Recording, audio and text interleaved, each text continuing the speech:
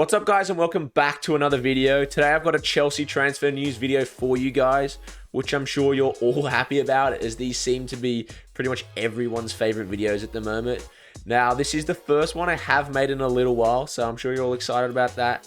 Although, to be fair, pretty much diddly squat has happened in terms of transfers since I last made one of these.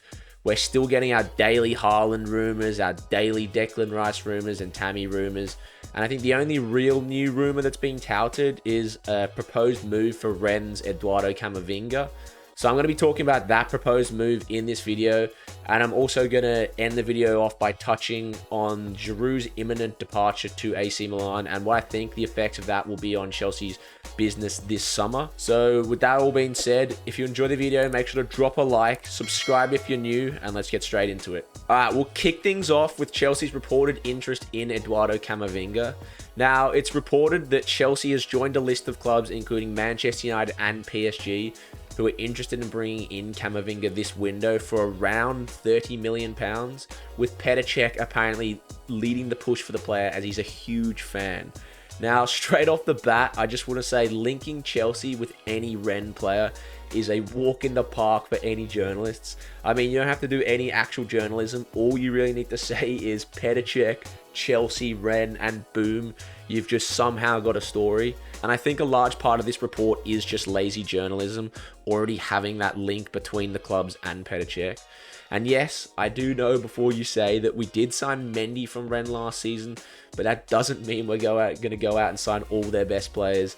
We are not Liverpool with Southampton a few years ago, so don't get your hopes up too much that we're going to be signing Camavinga and all their other good players like Doku and stuff just because Petre Cech used to play for Rennes. With that being said though, I wouldn't rule this move out completely, and if it were to come to fruition, I personally would be gassed about it. I mean, he's genuinely an Mbappe level talent in midfield. And I just want to say quickly, if anyone does get him for that rumored £30 million, then they're genuinely getting themselves one of the fucking bargains of the century. Just last season, he was being linked with a £70 million switch to Real Madrid. And there is a few reasons that his valuation has dropped so significantly that could work in Chelsea's favour if they were to pursue a move for Camavinga this window. Firstly, he's only got 1 year left on his contract and is apparently refusing to sign a contract extension. So if Rennes want to avoid losing him on a free, then they've got to sell him this window, which already puts the club in a bad bargaining position. And we know just how ruthless Marina is when clubs find themselves in those positions. And then you've got everything that's going on with the TV rights deal in Ligue 1 at the moment, with their TV deal apparently dropping from 670 million euros a season to just 215, which has left pretty much every Ligue 1 side in the financial shitter, except for Nice, Monaco, and PSG, who just seem to be funded by the entire wealth of the world, as they've already shown this season signing Donnarumma, Sergio Ramos, and Hakimi. And French clubs have been very reliant on player sales to balance the books in the past, and this is set to become even more important due to the TV crisis, with many clubs already letting some of their star assets go on the cheap in an attempt to balance the books. A great example of this is Boubakary Samare, moved to Leicester for only 17 million euros, despite having a value of 28 million according to Transfermarkt. And Camavinga is the crown jewel in terms of that respect. Now, with Rennes being in such a precautious situation, they will be hoping that interest from almost every major European side will spark a bidding war and they can generate more than the £30 million which they will reportedly settle for. Now, as I said, every big club is interested in Camavinga in a similar vein to Haaland next summer, which is going to make the move extremely complicated. There's going to be so much competition for his signature, and I think this summer we really need to use our Champions League victory to try to convince those players, those superstars, to join us this season like we did in 2012 with Eden Hazard. And even waiting just one season can change the environment and the situation completely. I mean, not that I think it's actually going to happen, because this would just be ridiculous, but we did go from winning the league one season to coming 10th the next season. So I think it is important that this season we at the very least do everything we can to try to convince these future superstars to join us, and Camavinga is most definitely one of those. He's one of the most highly rated youngsters in Europe after breaking through at 16, and has a bunch of first team experience for someone his age. He had the second most minutes played last season of all teenagers in the top 5 leagues. And now, if Billy Gilmour is going to be the future, like, Cesc Fabregas-esque controlling midfielder in our team, then I don't think there are any better long-term prospects than Camavinga to replace Kante and the role he plays in our team. Camavinga, in his first breakthrough season, played more often as a defensive midfielder compared to last season when he was deployed further forward, more as a box-to-box midfielder in a 4-3-3. Similar to the way that Sarri and Lampard deploy Kante at times, and his profile is very similar to that of Kante. He's extremely strong defensively. However, he does have a bit more of a diverse skill set and ability on the ball, although I do think Kante's on-the-ball skills are extremely underrated. Camavinga, however, is more involved in build-up play for Rennes than Kante is for Chelsea, where that job is normally done by Jorginho. But he's still able to dominate the entire pitch and profiles very similarly to Kante. He has a tendency to constantly harry defenders and has bounds of energy like N'Golo, making 22.5 pressures per game. But his tackling is probably his best attribute.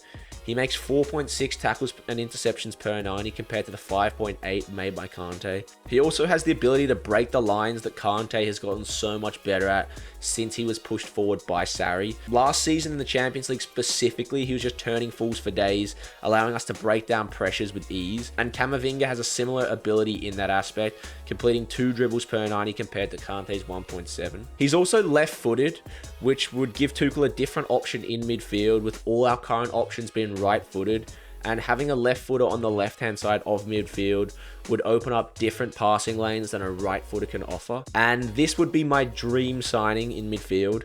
I know a lot of you would love to see Declan Rice, and if we did end up signing him, you would hear no complaints from me. But I just think Camavinga is probably the most promising midfield prospect in Europe at the moment, and getting him for only £30 million would just be daylight robbery in my opinion. And Kante is now 31, and despite being a machine, his legs can't go on forever. We've already seen him pick up more and more injuries over the years. And before you say anything, I'm not one of those melons that think we should have and should sell Kante, but I would just look to bring in Camavinga as a rotation option. He would still get plenty of game time initially, as a rotation option initially. He would still get plenty of game time while Kante's being rested for the big games. And who better for a young defensive midfielder to learn from than the current best in the game and one of the best that the Premier League has ever seen in that position. Now, I'll quickly touch up on Olivier Giroud's imminent move to AC Milan. Now, it is nice to see Marina still up to her old tricks, not even letting a 34-year-old leave on a free transfer and insisting that Milan pay the absolute pittance that $2 million is to Chelsea. She actually lives rent-free in the heads of all European clubs. And if this move does end up going through, as it seems like it's going to, we have to see some movement in the striking department from Chelsea. Otherwise, we'll only be left with 2 options up front. Werner, we all know the struggles he's had this season, and Tammy Abraham, who just couldn't even buy a game at the end of the season under Tuchel, as the only first choice options. Now, there's always a chance that someone like Brozier gets promoted to the first team after a promising loan spell to our absolute butt buddies that are Vitesse. And he's supposed to be sticking around for pre-season, so if Tuchel is impressed, he could potentially be the 3rd choice striker going into next season. But I think he probably needs at least another year out on loan at a higher level than the Eredivisie. No offense to any Eredivisie fans. I would add though, however, that I would much prefer to keep him at the club as a 3rd choice striker than signing someone like Loic Remy, as we have done in the past. And although he did sign this jersey for me, he was pretty fucking toilet for us. And if Tammy was also to leave, as is rumoured, that would leave us with just one proven striker at this level. Now, we all know about the club's desire to sign Haaland, and I'm 100% sure they would if they could. But I just don't know how realistic that transfer is this window, especially now Dortmund aren't financially strained and they have no real reason to sell after they sold Sancho to United. And it also seems likely that Lukaku is off the cards, and we might be left with no choice but to stick with Tammy, especially if no club is willing to meet the £40 million valuation that Chelsea have placed on him. Now, these are my thoughts on it. If Haaland or Lukaku were off the table, I don't want to see Chelsea sign a player like Belotti, someone of that ilk. I would much rather them stick with Tammy and just give him one more season to prove himself. I mean, to be fair to him, he was still our top goal scorer last season, and his link-up play with Werner and Havertz was very promising in the few games they did play together. And I'm not going to try to convince you that he's up to the level of Haaland and Lukaku, and I'm not even convinced myself that he's good enough for a title-winning team.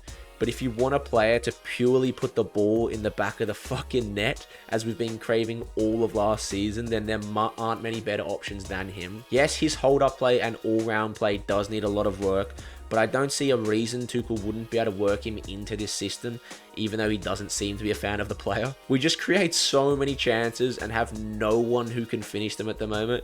And I think we have enough talent around him in the team, we would be able to carry his perceived weaknesses, not necessarily to the Premier League, but we can certainly give Manchester City a run for their money if the back half of last season was anything to go by. And even if you didn't want to keep him as a first choice, he's more than good enough to be kept as that backup option that Giroud's been used as for the last few seasons. Now, that's all I've got for you guys in today's transfer special. Let me know what your thoughts are on the reported interest in Camavinga and the striker situation that will now be left in now that Giroud seems to be leaving the club. If you enjoyed the video, make sure to drop a like, subscribe if you're new, and turn on the bell to stay notified with when I upload new videos. Cheers for watching.